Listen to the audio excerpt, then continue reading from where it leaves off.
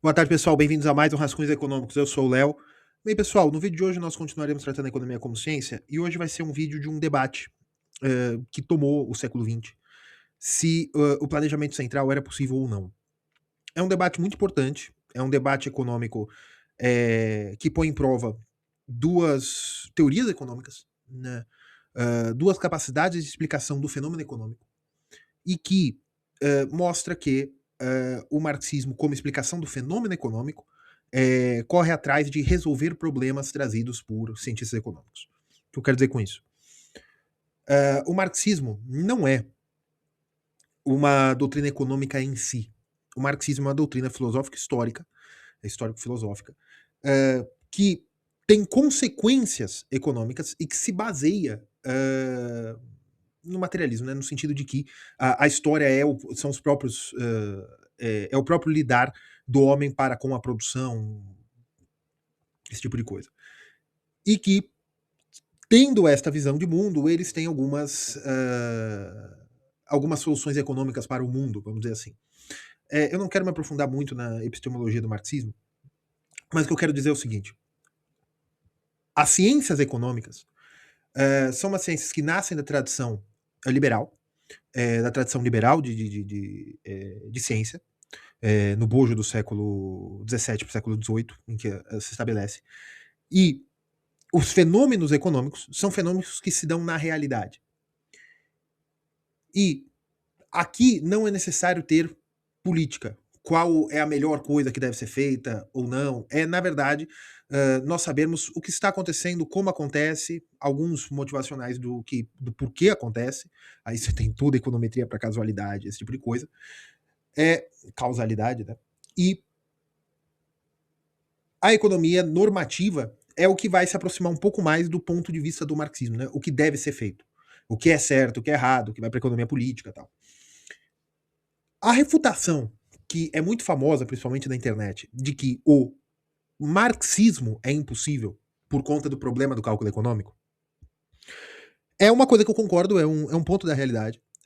O planejamento central, a economia planificada é economicamente impossível. E não é porque, do ponto de vista econômico, isso é impossível, que ele não vai ser feito do ponto de vista político. Isso é outra coisa. A refutação de Mises ao socialismo não, ao planejamento central, à planificação dos mercados, é certeira. É impossível fazer isso. Porém, isso não impede que haja um movimento político comunista, um movimento político marxista, um movimento político. Até movimentos políticos que nós colocaríamos na direita, que são movimentos políticos também, que querem os controles de mercado, controle do preço do dinheiro, controle da capacidade do próprio mercado de produzir dinheiro. Né? Existem campos de todos os lados. Existem pessoas que acham que o sistema financeiro não pode produzir dinheiro. Existem pessoas que acham que o sistema financeiro não pode cobrar juros. Existem pessoas que acham que o salário tem que ser tabelado. Há pessoas que ficam criticam o neoliberalismo e o consenso de Washington porque acham que os preços deveriam ser de novo calculados por burocratas na esplanada dos ministérios. E isso tudo esbarra num problema fundamental da economia, que desde que foi explicado por Mises, em que ele toca na ação humana e ele explica um pouco melhor no ensaio sobre o problema do cálculo de preços numa comunidade socialista, alguma coisa assim. Agora não sei o que veio primeiro, esse artigo ou ação humana, mas tudo bem. Mas nesse artigo que ele detalha melhor, desde que esse problema foi explicado, todas as escolas econômicas que vieram posteriormente partem deste princípio, do princípio de que o preço é o preço é informação, ou a informação do sistema de preços. O preço é uma informação que vira um sistema e que realimenta os outros preços, os chamados preços relativos. Isso é uma coisa genial. Isso é uma coisa que esvazia completamente o preço do valor. E isso é uma coisa que vai completamente contra a concepção da economia vinda das obras marxistas. Porém, isto não é uma coisa incompatível com o marxismo proposto por Marx. Por quê? Porque Marx nunca nunca disse propriamente de que é necessário uma economia planificada. Inclusive, tem até no. Não sei o que de Gota, se não me engano, em que ele diz que isso não é necessário, de que não é necessária a planificação da economia, de que é possível os mercados serem apenas não regulados, mas no sentido de que com o tempo, com é, não justiça social, com redistribuição de renda, esse tipo de coisa, que viria aí do imposto de renda, você poderia ir expropriando o capital aos poucos. O movimento comunista sempre foi muito mais radical que o próprio marxismo. Tá? Isso é uma coisa importante que vocês têm que entender. Mas, veja, a ideia do valor de Marx, né, que vem do Capital, volume 2, ele estabelece, na verdade, ele faz uma releitura do valor trabalho de Ricardo. A ideia do valor que os marxistas sempre usam, da qual Marx depois tira mais-valia, né, apresenta mais-valia, é uma ideia liberal. É uma ideia de germe liberal, que é a ideia de Davi Ricardo, de que o trabalho, que o valor vem do trabalho socialmente necessário para a produção de algo. Socialmente, tem hora que entra com uma ideia, tem hora que entra com outra, tá? Ocorre que, no século XIX, se mostra a Revolução Marginalista, que Menger e os marginalistas, que dão um belo nome de banda, na atual Áustria, mostram que o valor, na verdade, está na margem da utilidade, que é o valor, a teoria de valor que nós usamos até hoje. E esta teoria de valor de Menger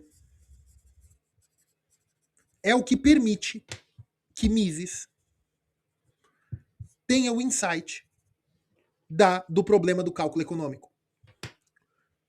Se o valor de algo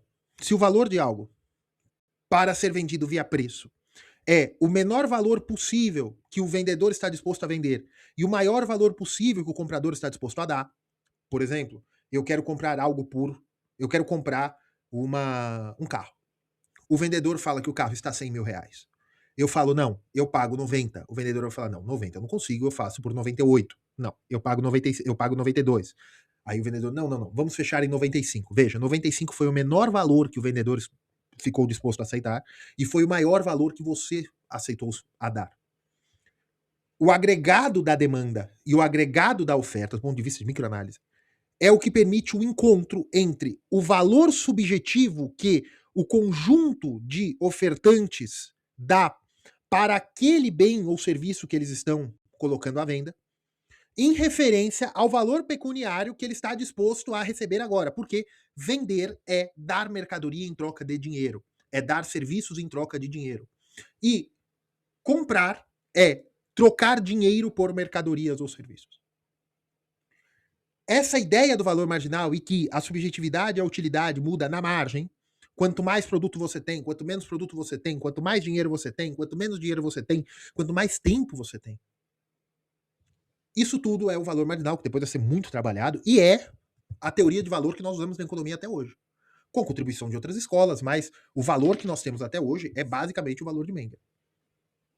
É basicamente isso. O que é escola austríaca, primeira geração. Porque aqui é importante o seguinte, por que os marxistas têm tanta raiva da escola austríaca? Porque a escola austríaca sempre mostrou a impossibilidade da economia marxista, que os marxistas tiraram de Marx. Tá? Por quê? Porque Marx se baseia na economia clássica. Marx se baseia em Smith, Davi Ricardo e Mill. Marx utiliza como crítica, evidentemente, né, o movimento dialético e tal, mas a base da economia marxista são esses caras. Que é a clássica, é a escola liberal clássica. E os austríacos não, os austríacos são de outra tradição. Por isso que o movimento marxista invalida a escola austríaca.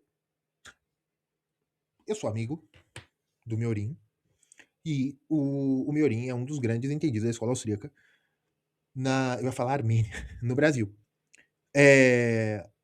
O Miorin acha que eu não sou austríaco. E eu concordo plenamente com isso. Eu me identifico muito mais, se for falar de escola econômica, eu me identifico muito, mas muito, muito mais no meu pensamento com a microfundamentação e com a teoria e com os novos institucionalistas. Os novos institucionalistas vêm dos institucionalistas antigos. Os institucionalistas antigos vêm do capital. Das capital. Tá? É isso. Pensei duas vezes antes de me chamar de liberal. Porém, o valor da escola austríaca está justamente na microfundamentação, que os austríacos, principalmente Mises, vão chamar de praxeologia. Para mim não me importa se a praxeologia está certa ou está errada, se foi provado matematicamente, para mim não me importa. O importa é o seguinte, a ideia de que a economia é de fato o conjunto de ações individuais com racional interno e que cada indivíduo sabe o que deve fazer ou não, mesmo que ele esteja fazendo uma besteira, essa é a ideia econômica que se tem até hoje. Como você vai medir isso? Como você vai metodologicamente pressupor isso? Essas coisas mudam, essas coisas caem, não tem problema. Isso acontece. Porém, a premissa está mais do que correta. Então, quando nós falamos de economia, nós estamos falando do bojo da ciência econômica que está falando a mesma língua. O problema da escola marxista, até hoje, e aí você tem ligações entre a tradição filosófica, histórico-filosófica do marxismo, com escolas heterodoxas que utilizam nomenclatura clássica e neoclássica. Por exemplo, os pós-keynesianos. Por exemplo, a escola da Unicamp. No Brasil, a escola de economia da Unicamp. A escola no sentido de escola econômica, não o prédio, não a instituição Unicamp. Tá? Acontece, mas são pessoas que utilizam, por exemplo, a Dona Maria Conceição Tavares, que Deus a tenha, e em verdade, eu tenho muito carinho pela figura da Dona Maria Conceição Tavares, ela se dizia comunista. Porém, se você for ver a tradição dela, a tradição econômica dela, é uma tradição muito bem fundamentada e ela sabe, ela era marxista, mas ela sabia os problemas da aplicação da economia socialista. Feito todo este preâmbulo, nós podemos conversar agora como adultos. Antes disso, curtam, inscrevam-se, considerem tornar-se membros, deem uma olhada no nosso curso Economia para Finanças, em que são 10 horas de conteúdo, mais ou menos 10 horas de conteúdo em 30 aulas, com a apostila na primeira aula, em que nós tratamos de, se você fala, Léo, eu não quero um vídeo tão teórico, eu quero uma coisa mais prática, porque eu quero ganhar dinheiro. O curso não vai lhe ensinar a ganhar dinheiro. O curso vai lhe ensinar o básico de economia para que você saiba o que você está fazendo, para conversar com um assessor de investimento, para que você depois não reclame que o seu assessor de investimento passou a mão na sua bunda, esse tipo de coisa, certo? O link está aí na descrição e nós também somos afiliados, nós temos o link de afiliados na NordVPN. Comprando por esse link, vocês dão uma comissão pro canal e vocês vão acessar, ter o acesso ao serviço de VPN em que vocês mascaram a origem do IP de vocês, e aí vocês podem ter maior segurança na navegação, vocês podem acessar sites que têm restrição de área, esse tipo de coisa, certo? Voltando aqui, por que eu fiz todo este preâmbulo? Por que todo este preâmbulo foi feito? Porque o problema do cálculo econômico é inerente ao que nós sabemos de economia como ciência até hoje ou para sempre. É um problema que existe. Por quê? Se o agente, a pessoa que age economicamente, toma uma decisão, ela toma a decisão baseada no que ela entende como certo e como errado para o seu melhor bem. Desculpe a construção da frase. Ou seja, ela vai decidir se ela vai comer batata ou se ela vai comer arroz, porque ela prefere batata a arroz, ou porque ela prefere arroz a batata. Certo? Você prefere salmão ou picanha? Melhor. Você prefere fígado de galinha ou picanha? Provavelmente, se você não for uma pessoa do contra, você vai falar picanha. Porém, se a picanha estiver R$500 o quilo e o fígado de galinha estiver R$15 o quilo, provavelmente você vai consumir fígado de galinha. Porque está muito mais barato. Aí depende também da sua restrição orçamentária. Ou seja, por que restrição orçamentária? Quanto de dinheiro você tem e quanto a compra de uma picanha representa do seu orçamento. Isso já é margem. Isso já é valor margem. Ou seja, as suas decisões econômicas levam em conta uma série de informações. Primeiro, o seu orçamento Ou seja, quanto de dinheiro você pode gastar. Nós chamamos isso aqui de restrição orçamentária. Depois, o que você prefere, ou seja, a sua utilidade. Teoricamente, se você prefere Mercedes a BMW e Audi a Mercedes, você vai preferir Audi a BMW. Porém, é possível que, se você prefere Mercedes a BMW, porém você prefere BMW a Audi e porém você prefere Audi a Mercedes, isso é possível. Como é que eu posso acontecer isso? Se você prefere BMW, né, a Mercedes, então BMW para você é melhor do que Mercedes, aqui eu tô falando em próprio como maior, tá? E você prefere Mercedes a Audi, certo? O certo seria que você preferiria BMW a Audi. Não, mas é plenamente possível que você prefira BMW, você prefira Audi a BMW. Aí como é que faz? Se BMW para você é melhor que Mercedes, porém Mercedes é melhor que Audi, mas você vai falar que Audi é melhor que BMW, isso em manuais de microeconomia, tô aqui com o manual do Pindic, isso está errado, isso quebra a racionalidade. Só que para mim isso é uma grande besteira, porque é plenamente possível que aí mais as isoquantas e tal, e a preferência da utilidade, e a curva, isso aí já é palhaçada. Porque no mundo real, é plenamente possível que você prefira B a M, M a A, porém você prefira A a B. Isso é plenamente possível. Mas a microeconomia vai falar que não. Eu não estou desviando do assunto, isso é verdade, tá? Então, o que guia a preferência de compra é a racionalidade do indivíduo, que pode ser não racional na hora que você for fazer uma tabelinha no seu computador, na sua prancheta de estudo, esse tipo de coisa. Mas é plenamente racional aquele indivíduo. E quando o indivíduo vai tomar uma decisão econômica, quando o indivíduo vai decidir o que ele deve comprar ou não, ao que ele deve preferir ou não, quanto de dinheiro ele pode gastar ou não, porque veja, se ele ganha 5 mil reais por mês, o orçamento dele é 5 mil? Não, às vezes ele quer gastar 3 mil e deixar 2 guardados. Então o orçamento líquido dele é 3. Então isso já muda a preferência marginal dele a consumo. Léo, você está falando da demanda. Só que o Marx se preocupa com com a oferta, né, como captar o seu produto. Mas veja, o valor de algo, que até a reforma marxista foi feito o seguinte, o valor de algo é o valor socialmente necessário. Socialmente onde? Na sociedade. Como a sociedade valora? Pelo sistema de preços? Não, para Marx não é pelo sistema de preços. A não ser que pelo fetiche da mercadoria, tal, você poderia falar que é pelo sistema de preços, porque o fetiche da mercadoria faz com que as pessoas, através da alienação da produção e da superestrutura, as pessoas queiram desejar o consumo, e isso faça a torpidão do ópio, né, a torpidão do capitalismo querer desejar o consumo. Mas, se não formos para essa linha e falarmos o seguinte, tudo que pode ser comprado numa economia tem um valor prejudicado pelo capital, certo? Se a pessoa deseja algo, o preço desse algo aumenta. Isto é um termômetro da valoração de algo. Por mais que o valor venha do trabalho. Então eu acho que nós podemos conversar nessa linha.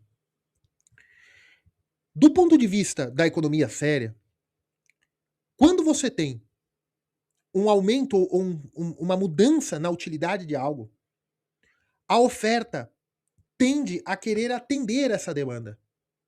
Por quê? Porque se alguém tem capacidade de produção de uma mercadoria ou de atender um serviço, né, de prestar um serviço, que atinja o fim do aumento da utilidade do comprador, ou do recebedor do serviço, do receptor do serviço, perdão, o receptor do serviço ou o comprador da mercadoria está disposto a pagar por aquela mercadoria mais do que o ofertante, ou seja, o comerciante ou o prestador de serviço, vai custar para entregar essa mercadoria.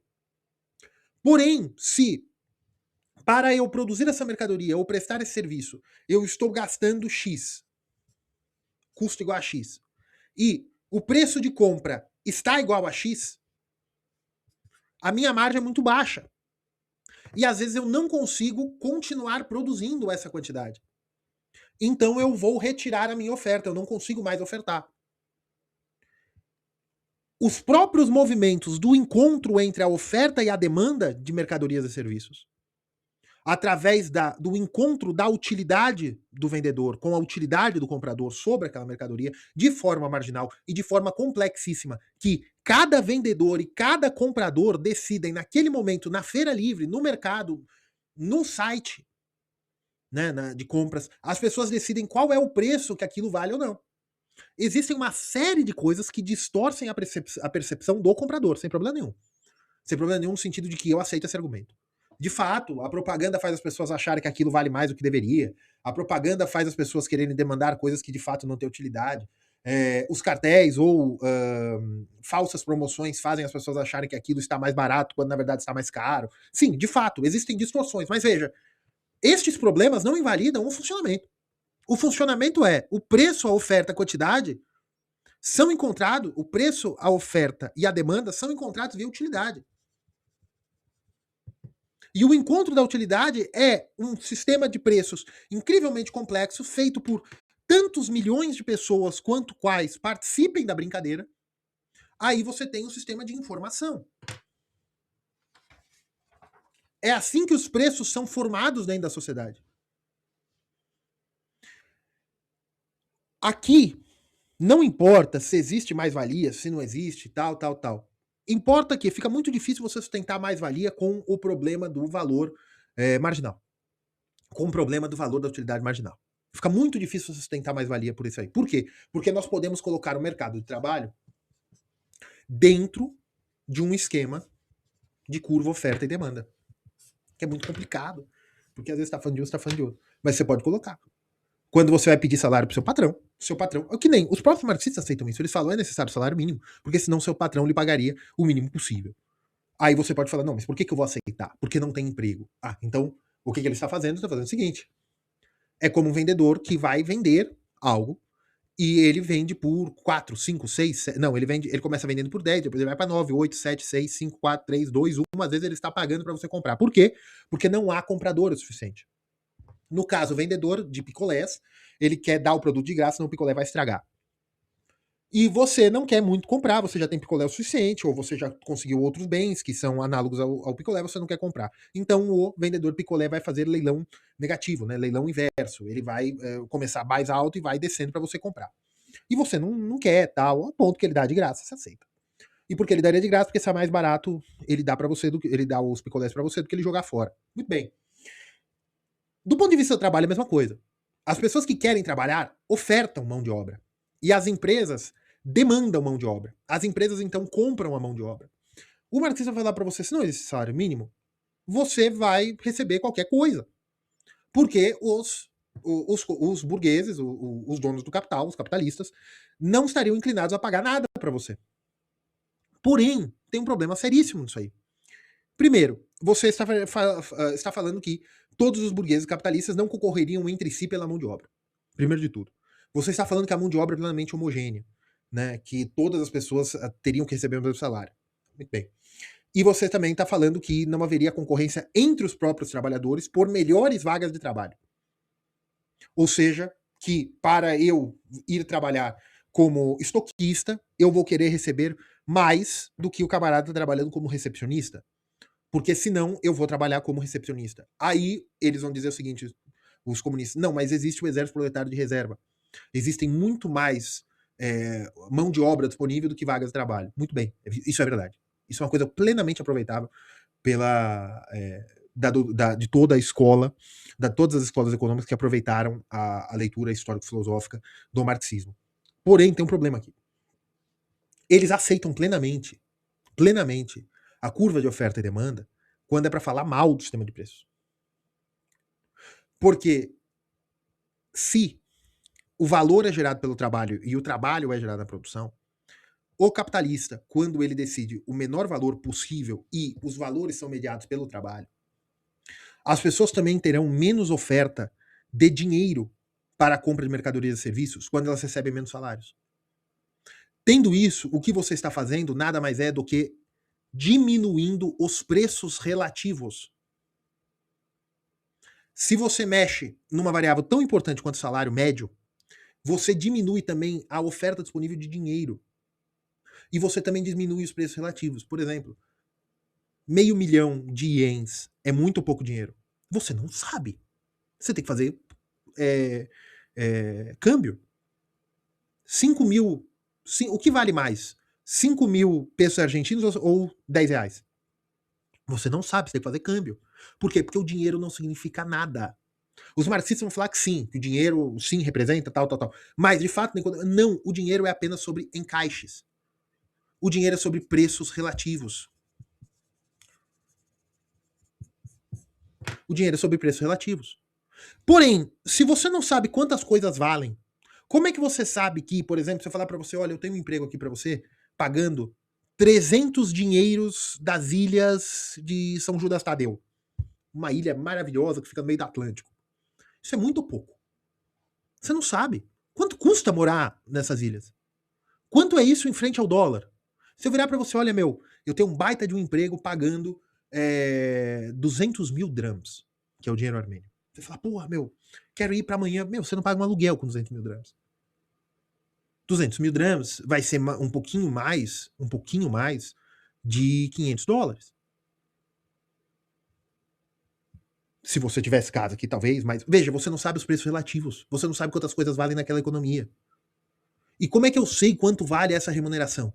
Quanto é que eu sei se o patrão, como é que eu sei se o patrão está me pagando menos ou mais do que deveria?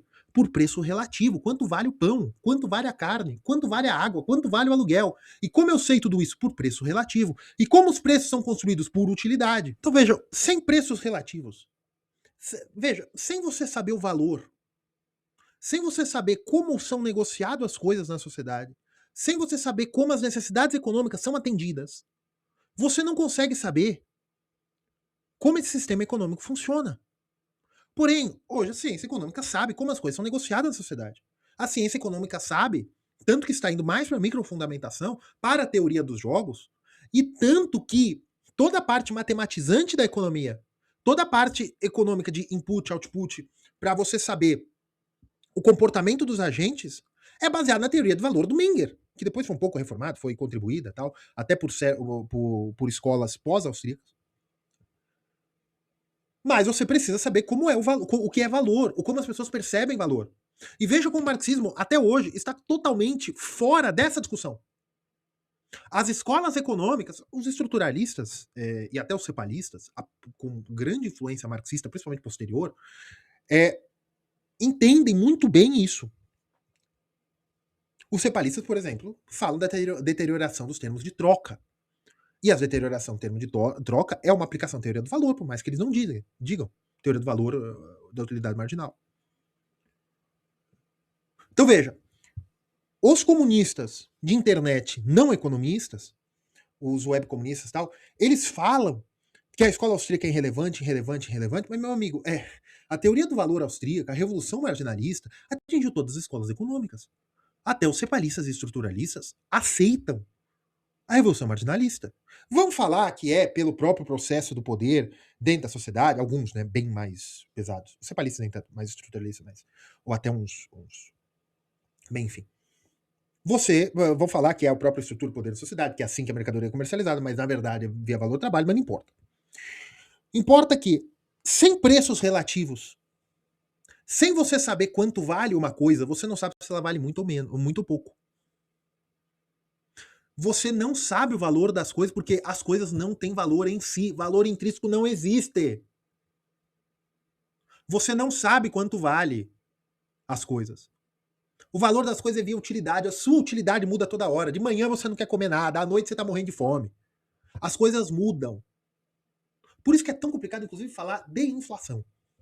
Mas isso é outra discussão para outro dia contra outras pessoas. Os preços relativos são necessários para eu saber, né, que aí os monetaristas, os neoclássicos, a síntese neoclássica, vai chamar preços relativos de nível de preços. Não, Léo, nível de preço é uma estatística de inflação. Sim, é a cesta de consumo, gente.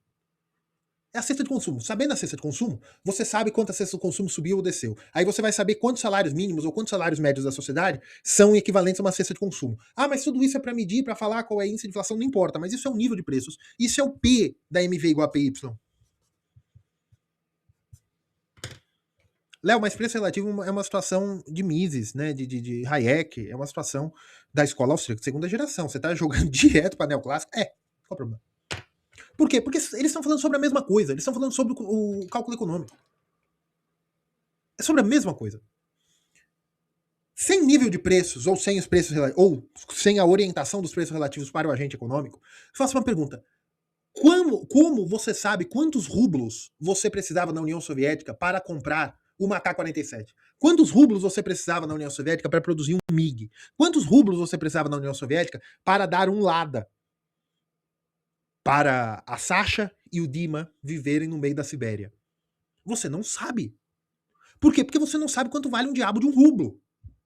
Veja, o debate de Mises, em que ele escreve o artigo sobre cálculo econômico, sobre cálculo de preços numa sociedade socialista, vem durante a Guerra Civil da União Soviética, em que cálculos econômicos, em que se fazia a tentativa, que era o comunismo de guerra, a tentativa do planejamento econômico, planejamento centralizado, que veio também do confisco das propriedades do pessoal do Império Russo, né, que depois viriam a ser os soviéticos. Veio o confisco também o confisco das casas, veio num contexto de êxodo rural causado pelo confisco da propriedade dos camponeses. Você veio também um sentido de que as pessoas vinham aos centros urbanos da União Soviética e viviam numa mesma casa, tal, porque veja como isso não é economia. Você falar que as pessoas têm que viver dentro de uma mesma casa, porque é o planejamento centralizado, e isso já não é economia. Por quê? Porque a utilidade é normal a povos, e o povo russo é um povo de matriz europeia, então é normal a separação, não é normal a vida comunal dessa forma, de diferentes famílias. E você forçar a vivência de novas famílias, você muda quanto vale uma casa, a que vale uma casa. E no sentido de que os marxistas-leninistas que estavam desenvolvendo a economia soviética, eles queriam planejamento centralizado. E não só queriam ou desejavam, mas necessitavam. Por quê? Porque se as propriedades e os bens de capital e as matérias-primas, tudo pertencia ao Estado, como podia o Estado saber quantas toneladas de carvão você quantas toneladas de carvão equivaleria a, não sei, quantas toneladas de carvão por tonelada de trigo? Qual é o valor do carvão em referência ao trigo? Por exemplo, hoje nós sabemos que a prata vale coisa de 60, 50 vezes menos que o ouro. Isso já foi 1 para 7? Isso já foi 1 para 2 no Império Egípcio. Isso já foi 1 para 1 no começo dos aquele estruco, eu não sei o nome, daquele povo que vivia antes dos romanos da Península Ibérica. Como é que nós sabemos quanto de carvão nós precisamos para o trigo? Quanto na União Soviética saberia quanto de ouro precisaria para prata? Não dá para saber. Porém, a União Soviética tinha uma referência. Tinha uma possibilidade, o preço internacional. Por preço internacional, você poderia ter uma ideia. Por quê? Mas era o sistema de preços internacionais. Era como na economia americana, quanto de trigo valia por carvão. É como na economia inglesa, quanto de ouro você precisava por prata. Léo, e para que você precisa disso se a comunidade está fechada, se está em economia de guerra? Você não consegue fazer planejamento centralizado. Quanto vale os salários? Você tem a destruição das informações. Você não sabe fazer alocação. Você não consegue alocar os recursos. Economia é sobre gestão de escassez. Se você quer construir um exército, você sabe que você pode comprar ou 2, 3, vamos pôr, você pode comprar 3 Gripens, aqueles aviões bonitos do exército da Força Aérea Brasileira que não serve para nada, que nem para matar mosquito da dengue consegue, a única coisa para que servem as Forças Armadas Brasileiras é para o combate às pragas. Você pode comprar 3 daqueles Gripens, ou você pode comprar 50, vamos supor, Tucanos, que também não serve para nada, não sei fazer fumaça no céu. Aqueles 50 Super Tucanos da Embraer. Como você sabe que os Tucanos, 50 Super Tucanos, não são melhores do que um Gripen? Porque você sabe, por sistema operacional, de que é melhor você ter um Gripen a um Super Tucano, por conta do que o Super Tucano faz, do que o Gripen faz. Ou, por exemplo, como é que você sabe que um Fusca é pior que uma Ferrari? Ah, pior, depende pra quê, né? Você quer andar no meio do deserto, é preferível você ter um Fusca até uma Ferrari. Mas, por exemplo, para você fazer uma viagem ali, Moscou ou São Petersburgo, é melhor você ter uma Ferrari do que um Fusca, esse tipo de coisa. Veja, você sabe objetivamente o que é melhor, mas você sabe se vale a pena, no ponto de alocar recursos, comprar 50 Gripens, não, um Gripen ou 30 Super Tucanos. Pra quê? Pra combate aéreo, pra defesa aérea? Olha, eu só vou conseguir fazer isso, olha, eu preciso saber o preço. Eu consigo produzir, vale a pena comprar 50 Gripens? Vale a pena comprar 50 Tucanos, perdão? Porque nós temos capacidade de comprar mais Gripens. Ah, não, então na União Soviética se fazia diferente. Na União Soviética fazia por oferta. O tempo, veja, o dinheiro vira tempo. O tempo que eu produzia, agora não sei o nome dos aviões soviéticos, tá? Mas vamos supor. Na União Soviética, o tempo que você produziria um Super Tucano, o tempo que você produziria um Gripen, você produz 20 Super Tucanos. Então, por tempo, é preferível produzir Super Tucanos, porque, de fato, é melhor ter 20 Gripens do que melhor ter 20 Super Tucanos do que um Gripen. Porém, se eu tivesse 15 Super Tucanos, aí não, já é melhor um Gripen. Vocês entendem que o tempo vira a moeda. Porém, tem coisa que é o seguinte, olha, meu amigo, você vai construir uma rodovia. Vale a pena construir a rodovia como é a Imigrantes, a Nova Imigrantes, São Paulo, Baixada Santista, você construir em túneis? Ou vale a pena você dar a volta na montanha e construir que nem Anchieta, né? Toda cheia de curvas? Qual vale mais a pena? O que você tem que fazer é planejamento econômico. Você vai fazer o seguinte: cálculo. Quanto custa produzir em túneis? Quanto me poupa de combustíveis com o tempo produzir em túneis? Em dinheiro. Vale a pena a obra? Como é que você consegue fazer isso sem ter preços? Preços relativos. Ah, Léo, é só contar quanto de concreto. Quanto de engenheiros a mais você vai utilizar? Esses engenheiros, que seria teoricamente salário que você está pagando, quanto que você vai utilizar? Quantas horas de engenheiros? Quanta hora de trabalho de pessoas e máquinas? Quantas máquinas a mais? Com essas máquinas que eu tenho que empregar mais, será que elas não teriam sido mais produtivas construindo canais de irrigação para a produção de alimentos? Ou ainda, esses engenheiros que estão aqui, não seria melhor eles construírem rodovias no interior da Sibéria para possibilitar o escoamento de madeira, sei lá? Como é que você resolve isso com um sistema de preços? Olha, eu preciso construir a rodovia. Olha, o túnel vai sair 3 vezes mais caro que a serra, né? Construir todo cheio de curvas na serra. Porém, ao longo do tempo, vai custar 2 vezes menos de combustível para a utilização dessa rodovia. Porque ela tem menos curva, tal, uma série de coisas. Então, para longo prazo, sai mais barato os túneis. Eu posso terminar em 2 anos, mas eu vou precisar de o dobro de mão de obra. Então dá para você equilibrar por salários. Por quê? Ao mesmo tempo que eu estou construindo essa, eu preciso de dinheiro também para fazer a rodovia no interior de Sibéria, para aumentar a produção de alimentos ou de carvão. Você entende o que eu quero dizer? Você consegue alocar por preços, até para alocar também intertemporalmente o dinheiro de forma de juros. A impossibilidade do preços relativos, a impossibilidade de você saber quanto vale as coisas, impede que eu saiba quanto vale as coisas. Veja, isso não é um erro meu. Você não saber quantas coisas valem, ou seja, você não ter preços, você não consegue falar quantas coisas valem, porque você não tem preços. E, Léo, mas veja, só porque a propriedade pertence ao Estado e o Estado está fazendo de forma centralizada, eles podem dar preços. Isso foi uma solução dada, anotei o nome dos camaradas, uma solução dada por Lange e Lerner, Oscar Lange e Abba Lerner, que são chamados preços, os preços falsos, ou preços sintéticos, em que os próprios entes estatais, por isso que você tem uma série de, não por causa desses caras, mas por isso que a União Soviética também tentou fazer isso, que tem uma série de empresas estatais concorrentes, e elas colocavam preços nas coisas, e havia uma simulação de preços. As empresas concorriam entre elas, mas não plenamente. Até porque você não sabe o preço do salário. Você não tem pleno preço do salário, você não tem alocação de mão de obra. O que isso gera ineficiência. Léo, mas como a União Soviética conseguiu sair de uma sociedade camponesa para uma sociedade que conquistou, fez a Sputnik? Por planejamento central, evidente. Ah, Léo, então o planejamento central é melhor. Melhor para quê? Você quer que a sua sociedade se torne Star Wars? O seu sonho é dominar a galáxia? O seu sonho é produzir uma série de máquinas e equipamentos para dominar o mundo e o seu povo que morra de fome? Para que as periferias do seu império as pessoas vivam com nada. Ah, Léo, mas no capitalismo também é assim. Calma, existe um negócio chamado ciência das proporções. Também não é assim. Mas, de qualquer maneira, você tem um cálculo de preços.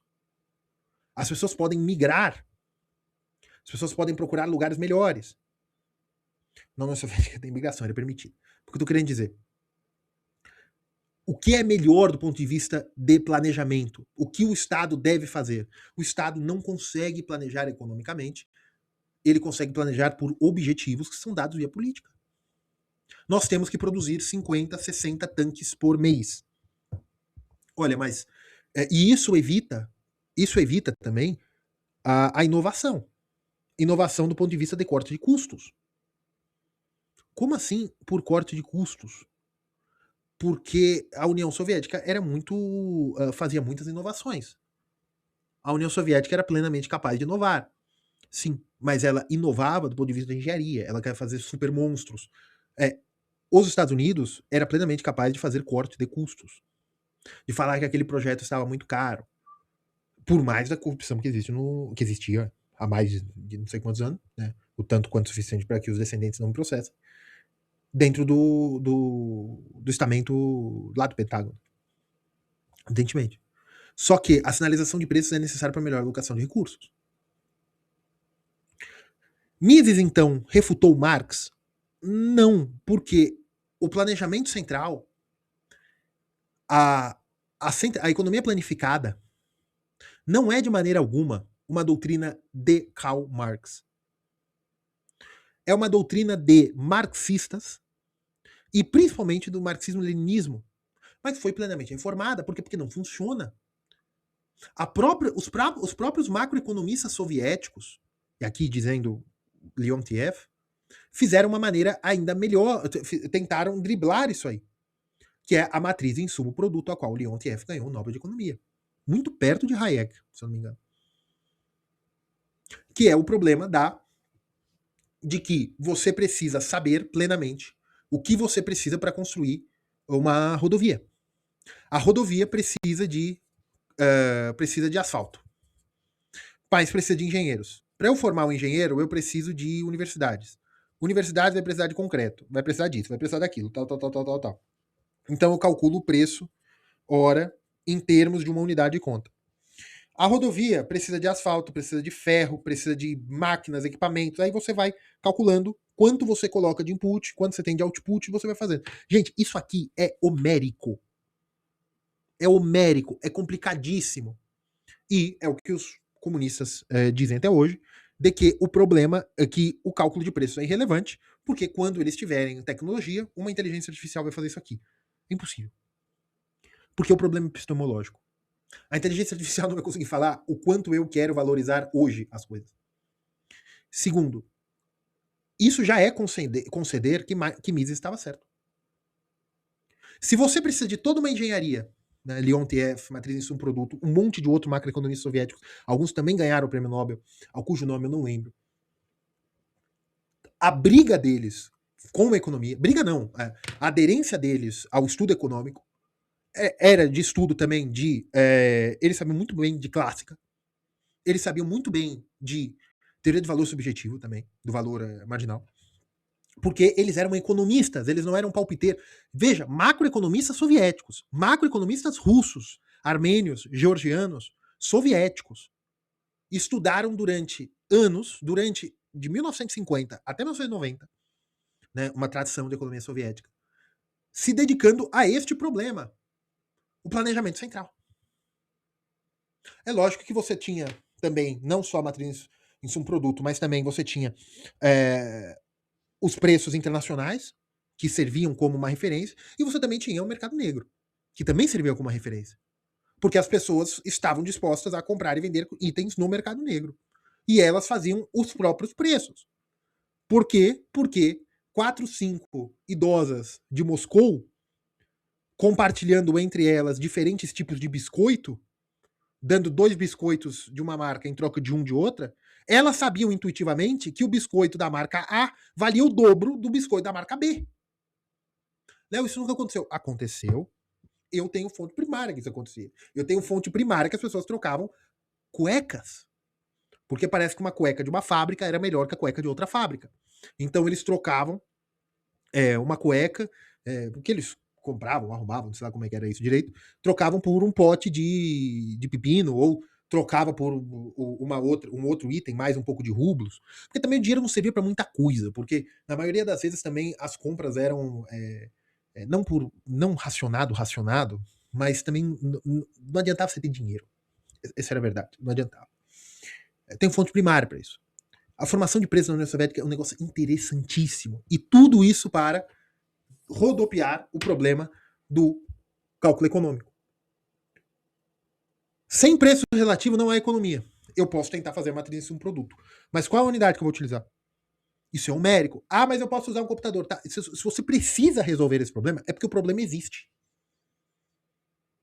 Sem preços relativos não há economia. E os preços relativos não adianta ser dado por uma tabela de computador. Veja, Leontief quase chegou nisso aí. Ele só não conseguiu resolver o problema porque é impossível.